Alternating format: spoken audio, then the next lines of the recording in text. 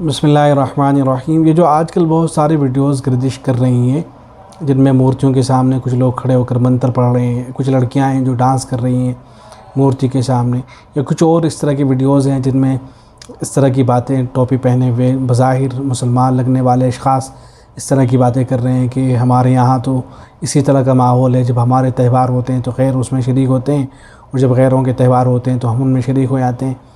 تو اس طرح کی جو چیزیں ہیں تو یہ بہت ہی ظاہر خطرناک چیزیں ہیں، اور کوئی مسلمان کبھی اس طرح کا تصور کر ہی نہیں سکتا ہے کہ وہ غیروں کے تہوار کے اندر اس طرح سے شریک ہو، وہاں تالیاں پیٹیں، ناچے گائے، یا ایک منتر پڑھنا شروع کر دے، پوجا کرنا شروع کر دے۔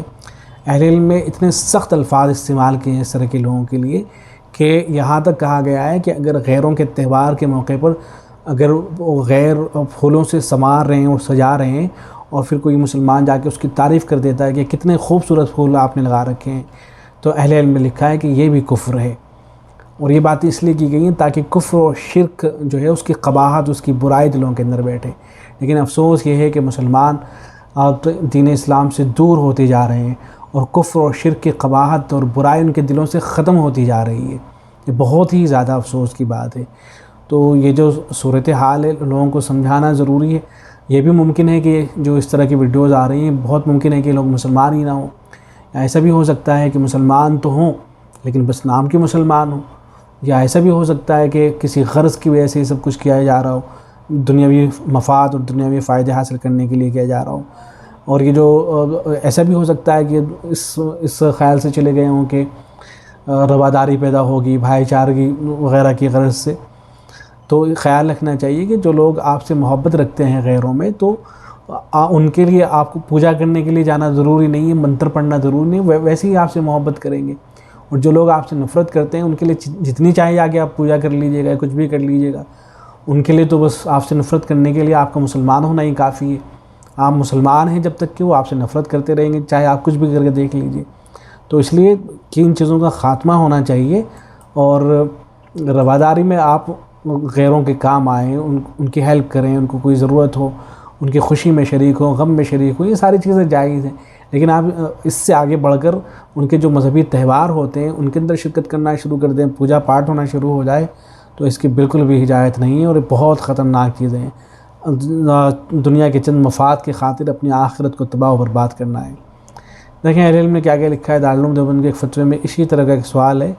اس میں پوچھا گیا ہے کہ میں مہاراشٹر کے ایک چھوٹے سے گاؤں سے ہوں، ہمارے گاؤں میں اکثریت غیر مسلموں کی ہے، آپسی تعلقات کی بنا پر غیر مسلم ہمیں اپنے تہواروں میں شریک کرتے ہیں۔ ہمارا مسئلہ اسی تعلق سے ہے، ہمارے گاؤں کے چند امیر گھرانوں کے لوگوں کو غیر مسلموں نے اپنے تہواروں پر بلایا اور ان سے مورتی گنپتی کی پوجا کروائی، باقاعدہ آرتی اتروائی، مورتی کے سامنے ان لوگوں نے تالیاں پیٹی، ناچے، اور ان کے گیت بھی اپنی زبان سے دہرائے۔ اس تعلق سے ان کے لیے کیا مسئلہ ہے؟ کیا وہ اسلام پر قائم ہے اور ان کا نکاح برقرار ہے؟ لہذا اس کی پوری وضاحت فرمائیں۔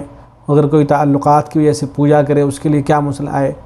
اس پوجا کا ویڈیو موجود ہے، اگر آپ دیکھنا چاہیں تو اس کو بھی ای میل کیا جا سکتا ہے۔ تو جواب میں دیکھیں دارالعلوم دیوبند نے کیا لکھا ہے، اور ایک ایک لفظ کے اوپر غور کریں۔ لکھا گیا ہے کہ غیر مسلموں کے مذہبی امور میں شرکت کرنا ناجائز اور حرام ہے۔ آپسی تعلقات دباؤ کی وجہ سے بھی ایسے امور کرنا قطعاً جائز نہیں ہے۔ قرآن پاک کا حکم ہے وَلَا تَرْكَنُوا إِلَى الَّذِينَ ظَلَمُوا فَتَمَسَّكُمُ النَّارُ، یعنی اے مسلمانوں ظالموں کافروں کی طرف ان کے مذہبی امور یا احوال و اعمال میں مشارکت و مشابہت سے مت جھکو، کبھی تم کو دوزخ کی آگ لگ جائے۔ جب ادنا میلان اور مشابہت سے دوزخ میں جانے کا خطرہ ہے تو کفریہ اور شرک اعمال کرنا اور مذہبی امور انجام دینا کس قدر سنگین جرم ہوگا، جس کے نتیجے میں ایمان سلب ہو جانا اور کفر کے گروہ میں شامل ہو جانا کوئی بعید نہیں ہے۔ العیاذ باللہ، ناچنا، تالیاں بجانا، گیت گانا، یہ سب غیروں کا طریقہ ہے۔ اسلام ان کی سختی کے ساتھ مذمت کرتا ہے۔ احتیاطاً تجدید ایمان اور تجدید نکاح بہرحال کر لینا ضروری ہے۔ قطعی طور پر دائرہ اسلام سے خارج ہونے اور نکاح کے فسخ ہونے کا حکم کرنے کے لیے ہر شخص کے ان کے اعمال کی الگ الگ صراحت ہونی چاہیے جو اس نے انجام دیے ہیں۔ بہتر ہے کہ وہ خود اپنے اعمال جو اس نے انجام دیے ہیں لکھ کر سوال کر لے۔ تو اللہ تبارک و تعالی اسے تمام لوگوں کو ہدایت سے نوازے۔ السلام علیکم ورحمۃ اللہ۔